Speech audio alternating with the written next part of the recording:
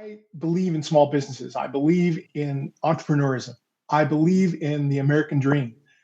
I just think that it's very, very difficult for people to separate the emotion related to the things I just talked about and wanting to be their own boss. You're with The Capitalist Sage, a twice-a-month podcast that seeks out entrepreneurs and experts that speak to the real-world life of doing business for their sage advice. Now, with your hosts, Karl Barham and Rico Figliolini. Welcome to the Capitalist Sage podcast, where we're here to bring you advice and tips from seasoned pros and experts to help you improve your business. I'm Karl Barham with Transworld Business Advisors, and my co-host is Rico Figliolini with Mighty Rockets Digital Marketing and the publisher of the Petrie Corner magazine. Hey, Rico, how you doing today? Hey, Karl. Good. How are you?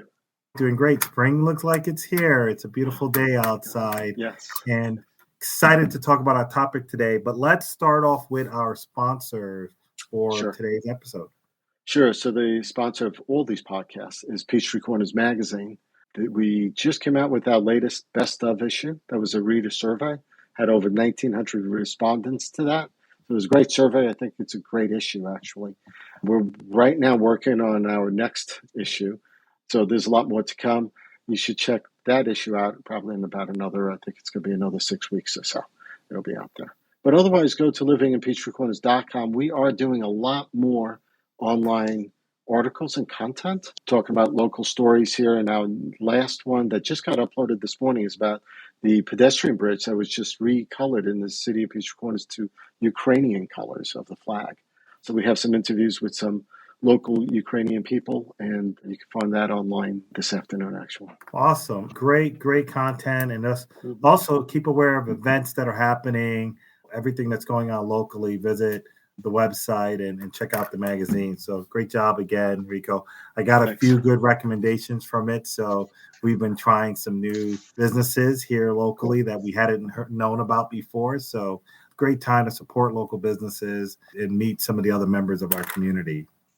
Well, today we're going to talk about one aspect of real estate that is super critical to most business owners, and that's talking about leases. And today, it is my pleasure to welcome our guest, Mario Mireles.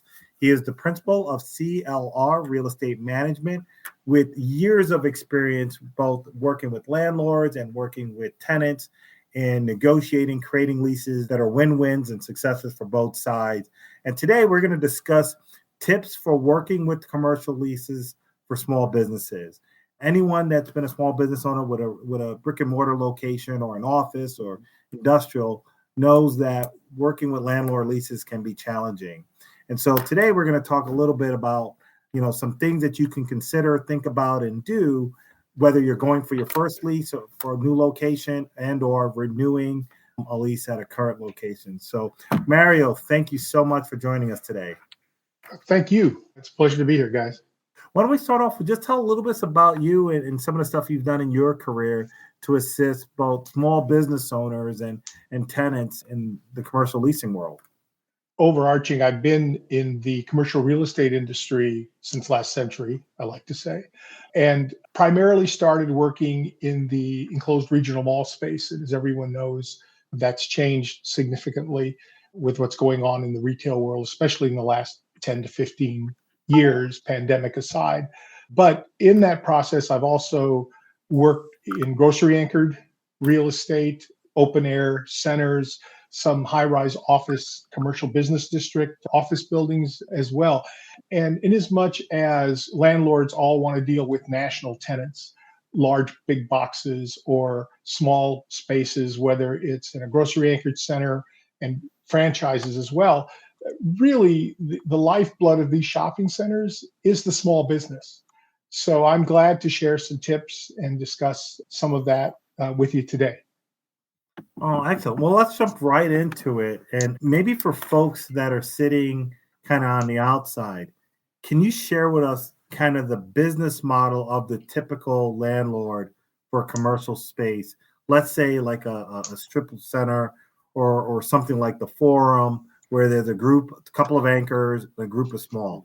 How is it that they make money? What are they thinking about when they're setting up that business?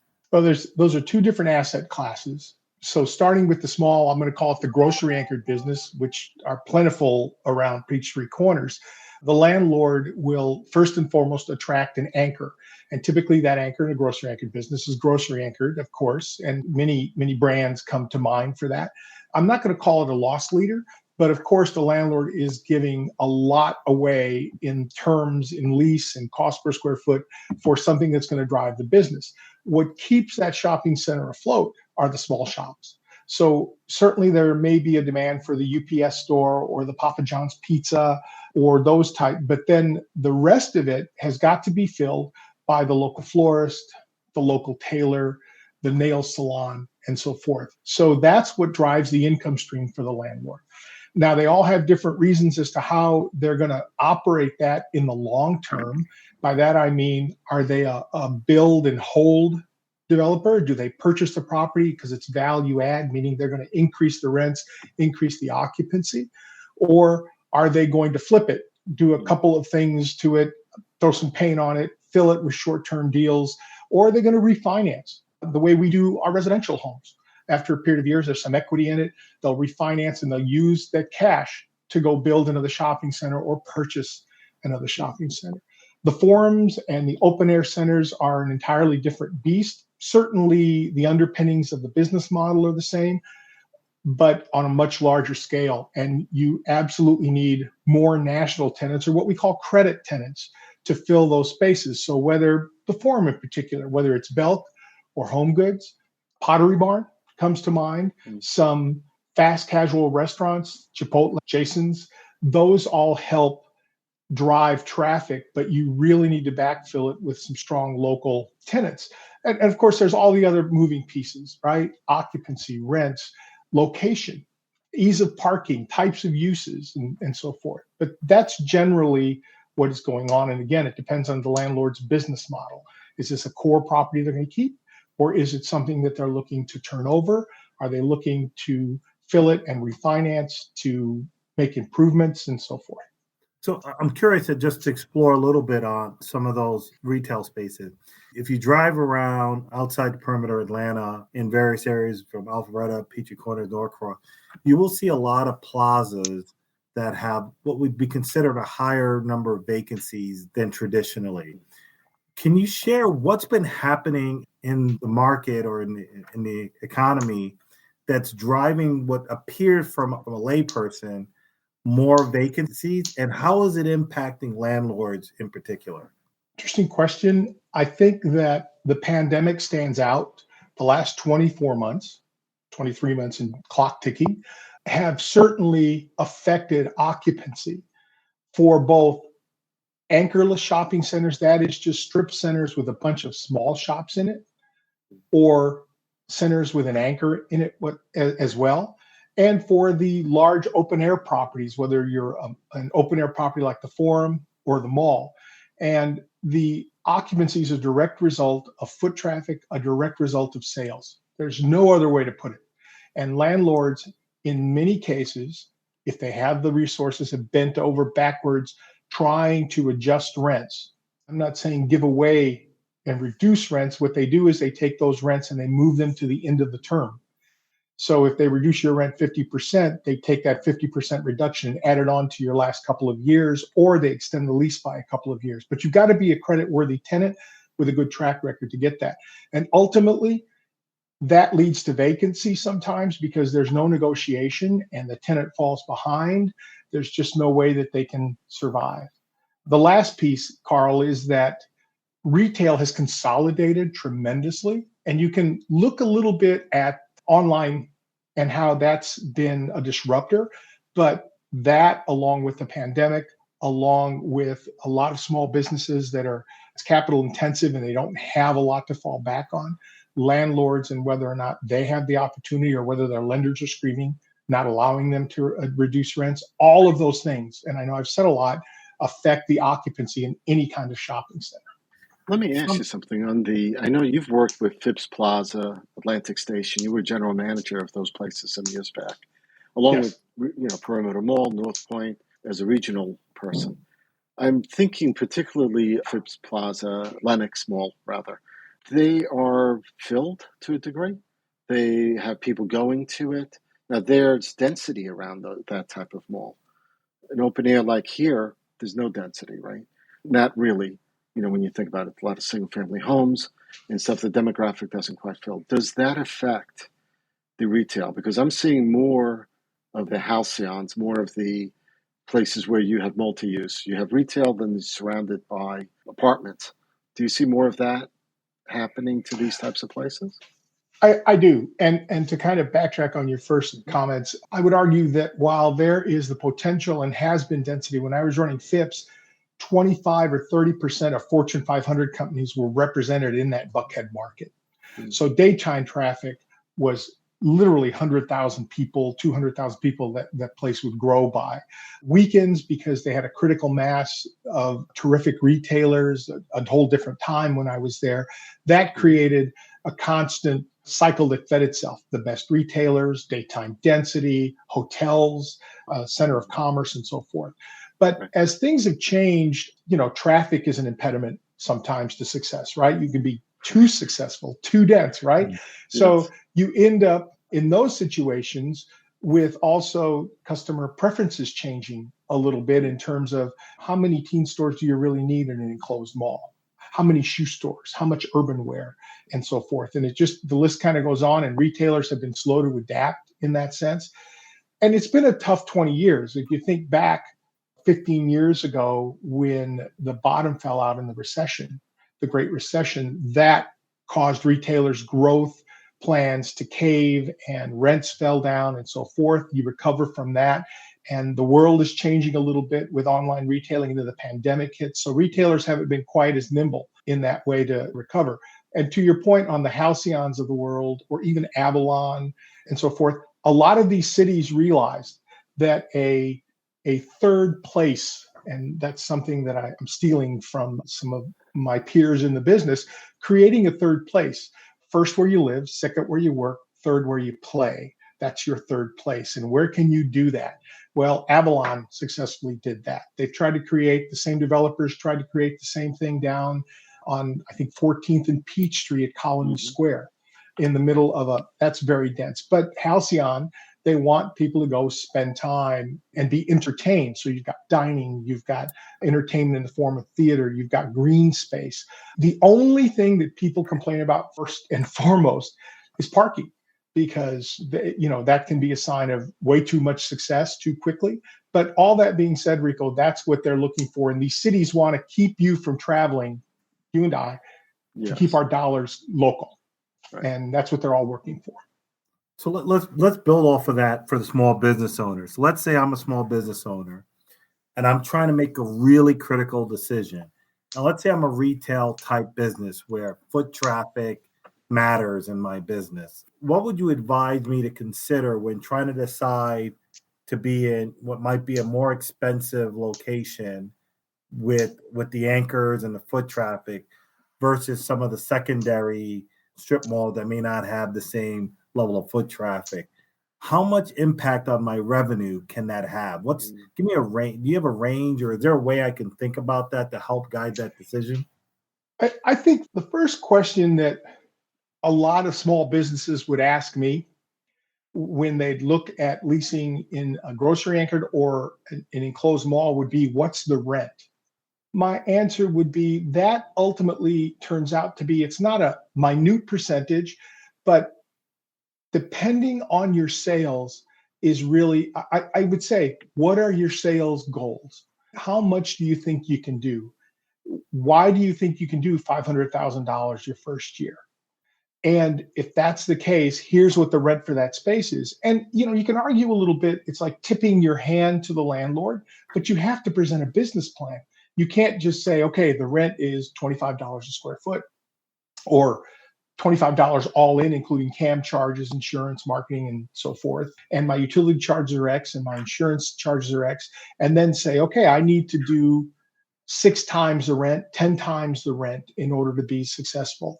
There is a difference, but it all depends. Is it an anchored center? What's the foot traffic? And I think the two things to consider is get a business plan and then decide, or really do your homework in terms of who your co-tenants are. Is there a merchandising plan? Look at the occupancy in that shopping center. Is it 50% leased? I don't care if they have a Publix. Or is it 80% leased? and has perhaps an Ingles instead of a Publix. Those are all of the things. I think you and I spoke some time ago about what kind of business. Is it a service business? Is it a fast casual food business? Is it going to compete within 5 minutes of another use that you have that's similar? Is there a hole in the market? Once you've answered those questions, or to the best of your ability, then you begin to ask rent questions. What's it going to cost me to go into A, B, or C shopping center? And the last thing, and we all know this, guys, whether you're buying a house, whether you're buying a car, don't fall in love with any location. That, I think, is hard because the emotion starts to pull at you because look at all these people, but they may not be the people who come on a Saturday and bring their couches in for reupholstering. Those are the kinds of things that you have to consider. You know what? That always bothers me when I see certain businesses in certain areas opening, and I think they choose to open in an area because the rent's low, but their cupcakes are $5 a cupcake. Mm-hmm. And people may not go there for that $5 cupcake because that's not the demographic visiting that shopping center.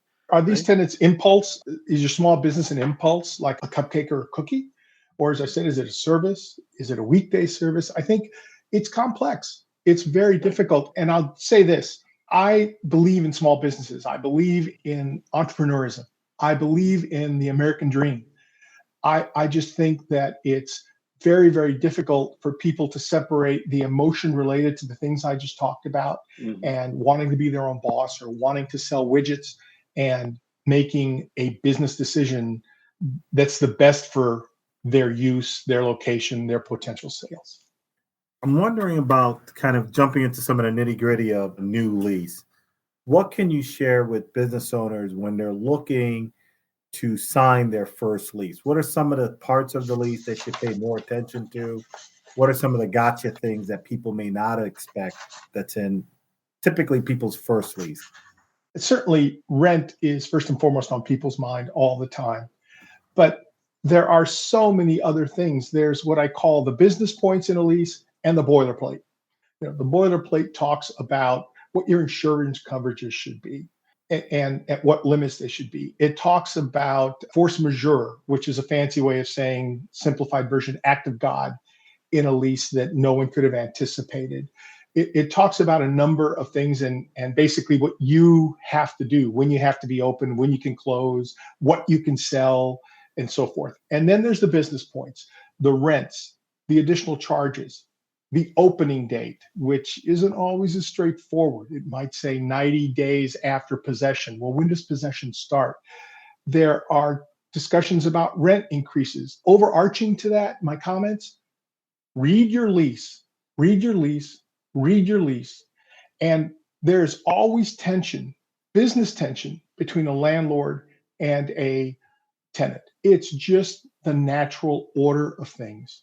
Find an expert in small business or someone who's done it, or a trustworthy attorney, a business broker that you can work with and walk through these points. Back to your question, are there rent increases in the lease? Not just steps every 3 years, but what if the shopping center expands and adds an anchor? Does your rent go up? It does typically, but a lot of owners gloss over it.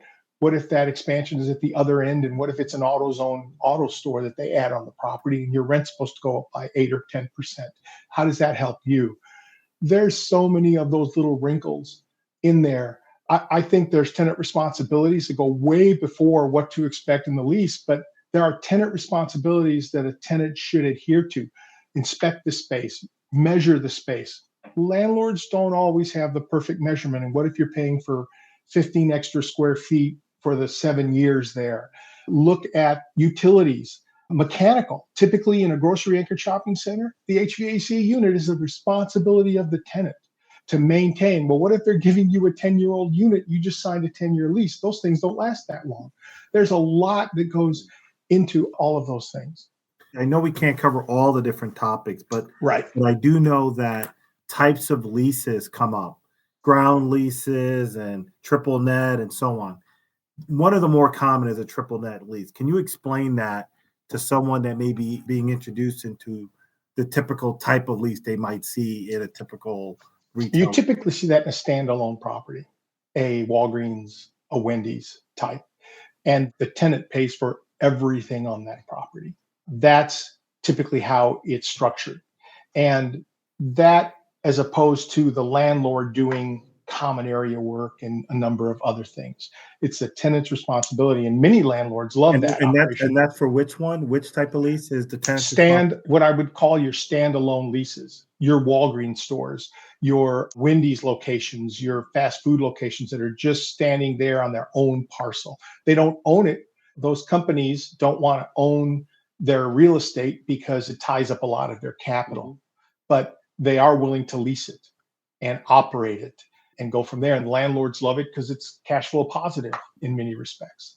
A lot of businesses around here in the city of Peachtree Corners, for example, especially the Newtown Center, those parcels are individually leased, like you're saying. Yeah, and some of them can be sold, and then you'd have a new landlord. What happens then? Right. Well, the landlord typically has to honor the lease. There's no doubt about it. It goes like Karl was talking about at one point earlier in terms of just as if a tenant is going to sell their business and assign it, they'll work with the landlord and vice versa if the landlord sells it to another landlord. What are some of you mentioned about the HVAC and just things that people are sometimes surprised on. Who's typically responsible for like the HVAC unit for a particular space? It's so interesting that I would think of this like death by a thousand cuts. A tenant can know the rent and they look at that statement and they go, look, my rent is $3,500 a month or $2,500 a month. It's the other things that happen. You have a plumbing issue that is within the four walls. Anything within the four walls, typically, it belongs to the tenant. So the HVAC unit, which is attached, typically it's in grocery anchored or open air centers, not the Avalons of the world generally, but they own their HVAC unit. The landlord installs it for the first tenant, and then the landlord will make sure it runs for the first tenant. And after that, they wipe their hands and they say, tenant, you maintain it, tenant, you take care of it. And if the second generation tenant in there gets a 12-year-old unit and 3 years into their lease, that's on the tenant to replace a 5 or 10 ton unit that costs $5,000 to $10,000 or more in that way. Plumbing issues within the space, the hot water heater blows up. There's electrical issue within the space, and it's all within the four walls. That's the tenants as well. So in some respects, you're leasing the area, but it's like a homeowner who has to take care of all of the niggling little things there. So any negotiation then has to happen before that lease signing. You know that the unit's 12 years old. You want to negotiate your responsibility out of it or a new one before you move in, I imagine. And even the electrical may have been, if it's a 15-year-old establishment, you may have new things coming in that's going to draw a lot more electricity. So wouldn't you negotiate that stuff ahead of time? Can you negotiate that? How easy is that even? Well, you can ask for the moon, Rico. I think that a tenant can ask a landlord for money to remodel, and the landlord may give it to you if it's a use they need. And the landlord will say, okay, here's $25,000. You, tenant, have to put the money into the space. You have to give me a release of lien, meaning it's paid for, and then I will give you back the $25,000. And this is where a lot of tenants fail, guys. They just don't know to do this type of in-depth inspection on HVAC, on electrical, on the demand. Now, the city will help to some degree because they have to get a building permit. They have to submit their plans and so forth. But there are horror stories related to, does the tenant fog a mirror and have a pulse? Okay, sign the lease. And next thing you know, the tenant's saying, I didn't know I had to have a permit. I was just going to knock down 2 walls. Yeah. And you don't get to that stage until after you sign the lease. Absolutely right. You mentioned something before I want to ask about also. Just one quick thing on CAM. CAM is marketing dollars that No. Common area maintenance. Okay. And in these shopping centers, again, let's do grocery anchored or the Forum or Town Center. The landlord will pay for all the exterior maintenance and the building envelope maintenance. So if they're painting the outside, if they're resurfacing the asphalt, electricity for lights in the common area, landscaping, snow removal, security, all of that is the landlord fronting the money and charging the tenant. And very quickly, the way it works is the landlord says, I need $1 million to run this property. That comes out to $10 a square foot or $5 a square foot, depending on the size of the property. And they will bill $5 per year to that tenant, 1,000 square foot tenant, $5,000 a year. We'll call it $400 a month. And at the end of the year, if it costs them $1.1 million, they bill that $100,000 back to the tenants to settle up. Is basically a settlement. So common area maintenance. So that was my other question. I know one of the retail places at one of these larger outdoor facilities was always complaining that every once in a while that fee was way more than was expected. And there was no cap. You had to pay it. That was the end of that. I mean, is that normal? I mean, that's almost like a question mark. It could be anywhere, Well, I'm going to answer that 3 different ways. One, national tenants with leverage typically will negotiate a cap of an increase per year. 2%, 3% increase is all you can give me. So if you had a terrible snow year, or electricity goes through the roof, or their security needs better coverage, or you add shifts, okay? The local tenants don't have that kind of leverage, and they lack some sophistication and representation in that area, so they don't negotiate a cap. At the same time, Rico, is the sky the limit? Not really, because the landlord has to stay competitive against the competition. So if you've got even some regional players, or you've got a lot of local people in your center, they start comparing notes. We all know what the houses in our neighborhood sell for, guys. And these tenants will start to do the same thing in terms of, I got a $1,000 settlement bill. I got a $1,200 one. And the landlord has to make sure they're managing that relationship, and they're fiscally responsible because they're competing down the street with the shopping center that's anchored by the next best grocery store. So that's typical. I'm curious along on that a little bit more. There's often time, and I heard of a situation where a landlord notified a tenant that they had to do a major piece of construction on the space for code reasons. They found something, but in effect, it would take several months, more than a month to fix, and they would have to close down the business while this is being done. Now, to lose an entire month or two of revenue while doing this, and to our understanding in the lease, the tenant would still be responsible for paying the lease rate while that was happening, just based on the base language of the lease. I think the point you're making about reading your lease and understanding what you're signing up to is a really important one. And leases could be 30, 40 pages with lots of terms and conditions that you may not be aware of. So having someone fluent in leases, both legally and commercially, is really important to really understand where are the areas you can push on with the landlord or things that can help mitigate risk, and where are the things that you probably don't have a good chance of renegotiating or taking out of the lease. I'm wondering, what are some of the practices you do for your clients you work with to help identify those risks better? On the front end? On the front end, before the lease is signed. Well, the first thing you said, and I had a note here or two that said, in case of, let's talk about a similar case. If you lease in a shopping center and there is a strong grocery anchored center and it's 80% leased, and then that grocery store closes to remodel for a year, that isn't unusual. I went through that when I was in another company in Florida. They closed down a public store for 1 year. And what does that do to all of those tenants, be it a florist or the pizza guy or the Asian restaurant? That you can try and anticipate as a small business tenant, shoe repair business, whatever, and say, well, I'm willing to pay this rent. I'm willing to stay in this space. But if XYZ, fill in the blank, if the anchor closes, and you can name it or you can say the number of square foot close, if occupancy drops beneath 50%, then this is what these national tenants negotiate all the time. They're able to say, I'm going to 50% of my rent. And if it's not fixed within 12 months, I can cancel my lease. So all of those options are open. It's simply a matter, again, of sophistication, representation, and stick-to-itiveness on the part of the tenant. in terms of why I said, don't fall in love with any location. Now, if you happen to be in one of those spaces and you happen to have found yourself in this situation, landlords want occupancy, guys. It drives me a little crazy to read on that Nextdoor website, people saying that, oh, they raised the rent so high that, the landlord's rent. That's easily an assumption. But the truth is the landlord wants the occupancy. The landlord's lender wants them to keep the occupancy.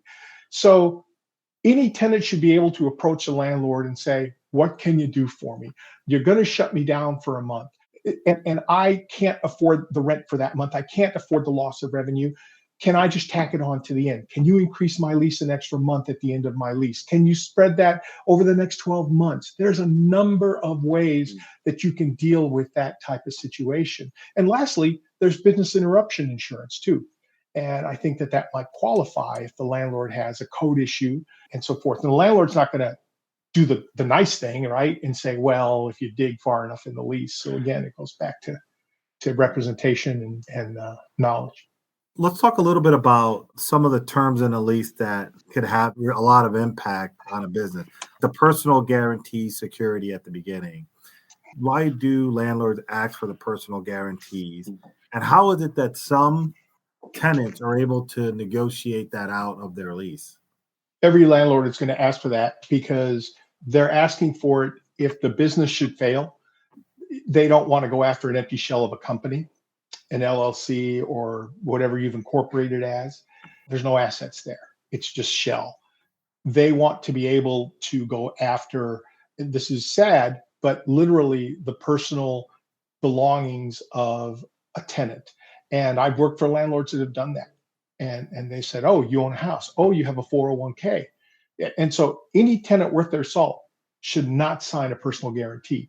Or if they do sign it, they should sign it for the first year until they establish themselves with that landlord. And then it drops off.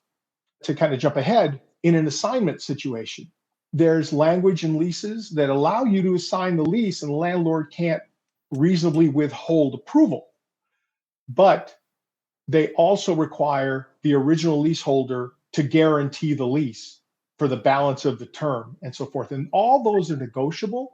It's just they're buried and difficult to understand in that way. So landlords want a guaranteed revenue stream and they want recourse in case the tenant fails. And I will tell you, the churn rate of local businesses, and you guys know it really well, is very high in these grocery anchored centers.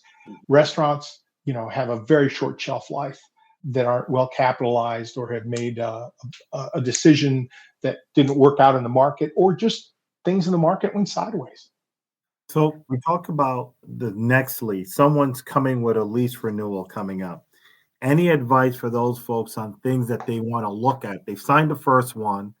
Maybe they didn't, they weren't as wise as they are now. What are some things that they should be looking for when they're signing a new lease at the same location? I would hope a tenant would have kept a laundry list of concerns, that they would say, there's things that I'm concerned about. I'm getting, I think Rico mentioned it, I'm getting this big bill. Is there a cap on my CAM? Am I always going to be hit with 3% increases when inflation isn't quite 3% for that? What additional services am I getting? Are utilities going up? So that they ought to look at, putting a cap on CAM or some type of idea that they know what they're going to anticipate. Every business wants to know what their expenses are going to be going forward to the best of their knowledge or that they can get. Karl, you and I spoke some time ago about records, finances. You have to have your finances in order, because when that renewal comes up, you really have to understand what your occupancy costs are. And occupancy costs are your rent and charges as a percentage of your total sales. That will help you understand in the anticipation of a renewal that you're going to get additional rent costs. And you can hopefully in that time have made relationships and networked with people to begin to understand some of the more clauses, the difficult clauses in the lease on assignment and related to that. Here's a simple one. You've been in the property 5 years, your business is stable, not great, but you're making a living, and you realize there's a new pylon sign out there. Negotiate a spot on the pylon sign. There's never enough slots, but at renewal time is a perfect time to say, landlord, put me up there. I'll pay for the little sign that says, Mario Shoe Repair. And that will help visibility in the landlord, because again, they want occupancy. If you performed well, all of that will go a long way. Another piece, at renewal time, you can ask for dollars to remodel, even if it's 10 grand, a coat of paint, new light fixtures. Those are the kinds of things that a landlord will certainly help you with. But I would always have a plan B. Look for another location that may be suitable for you, that maybe you started looking 12 months before. I'm sorry if I go on and on, but all of this is coincidental to the fact that I've had 2 conversations with 2 long-term automotive repair shops in the market, just coincidentally. In one case, the owners are getting older and they're thinking, I think we're going to sell it, but we're going to get a new landlord and we're not sure what to do and so forth. And so I've kind of told them I'd be glad to help them just look at the lease and see what it is they're going to get. And in the other case, not more than a week later, one guy's been in the space 30 years and they're going to sell his parcel that he doesn't own. He's a tenant and he's not sure where he's going to go. And he's just starting to look, and they're going to rezone it for apartments. And here this guy's put his heart and soul into 30 years in the business. He didn't own the garage, but he's looking to move. And I said, look, I'm not a broker or anything like that, but I'm glad to just talk with you and walk you through some of these very points we're talking about, where you're going and when. I think you're hitting on something that, on a final point, that I wanted to make clear to folks. In each of those scenarios, I see something common.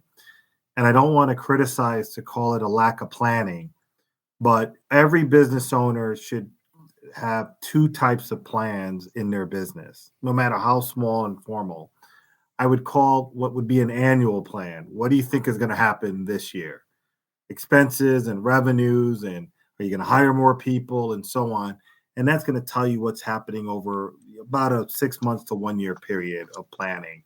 And you should put it down on paper, and you should hold yourself accountable to what that plan is. And if you're not good at creating one, get someone to help you do it. It'll help you create a North Star direction for your business. But on the second plan, it should be a little bit longer range, 3 to 5 year plan. And your comment around rent versus own, very often I'll run into a business owner that's looking to exit or retire, and they've been approached by the landlord several times to acquire the property. And they made the decision for whatever reason, good decision or bad decision, not to do it.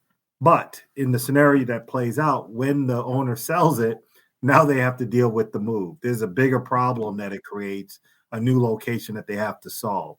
So time horizon matters, because if they know they may be retiring in the next 3 to 5 years, what they negotiate in a lease could be very different than if they plan on being there for 30 years. Right. So having that conversation up front about where do you see yourself 3 to 5 years, what are some of your goals for the business, is really important before you sign your next lease. In another case, a business owner, we chatted, they were thinking of retirement, and we talked through various scenarios. And one of the scenarios was winding down the business and closing the doors, not selling it, not trying. And in that case, you don't sign a new lease. You plan an exit that's aligned with the timeline of your lease, and you ramp down the business. So at the end of the lease, you walk away. There's no obligation. The important thing is kind of coming up with that plan so you can do the right lease. What's unfortunate is someone signs a 5-year lease, they're ready to retire in 1 year, and now they've got 4 years to wonder about what to do with the lease that they just signed. So that planning discussion is something that's really, really important. No doubt. I wish I would meet some of those folks, and that's one of the areas I'd like to help folks concentrate on going forward. Interesting that this conversation is a small piece of any business, right? But it affects the business so widely, exit plans, or even just getting into it, the commitment that you have to make and not understanding maybe where some of the hidden costs are. I learned a lot just from this past 45 minutes with you, Mario. Okay. Things that I didn't realize, and some stuff that, as we're talking about it, I'm beginning to realize more. It could be a make or break thing, no? It is super critical. And if you talk to anybody in my line of work, The landlord and the lease is always an important point of inspection when we first talk to a business owner, along with what are you trying to do? And then each one may guide a very different set of decisions or things to work on to set their business up for success in the future.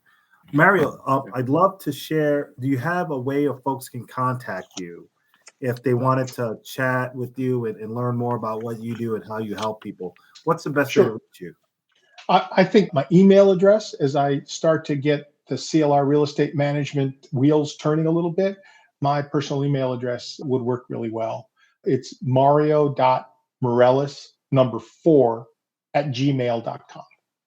Excellent. And just so you know, Mario is a neighbor here in Peachtree Corners. He lives here, been living here for years in Peachtree Corners, and is one of the many talented, knowledgeable resources in our community that helps business owners and folks in the community navigate some of those challenges that they may run into.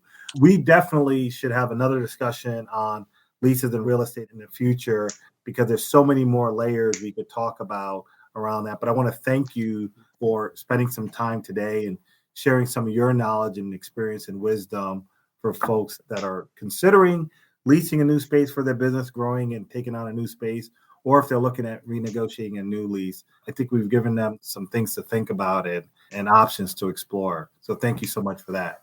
You're welcome. I very much enjoyed it, guys. I would like to thank Mario Mireles, the principal at CLR Real Estate Management, for joining us today. And just, again, the insight that you shared is something that folks need to understand better when they're signing those 35, 40, 50-page leases. Ask some more questions, understand what you're signing.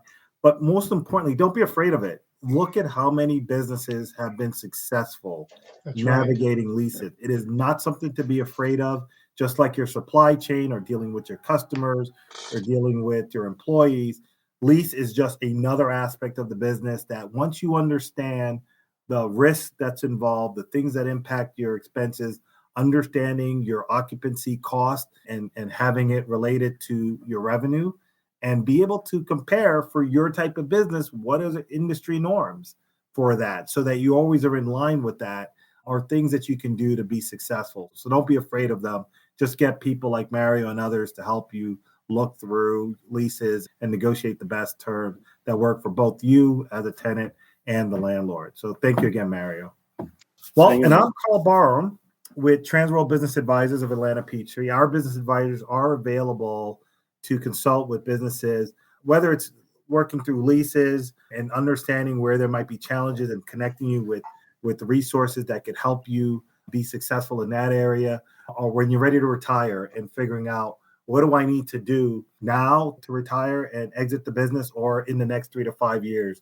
Our team of consultants helps with valuations. We do business assessments where we look at the qualitative and quantitative aspects of a business to help identify the things that you can work on to be successful when you're ready to sell and or acquire a new business. Rico, why don't you tell us a little bit about what you've got going on? Sure. Peachtree Corners Magazine is, we're working on the next issue right now.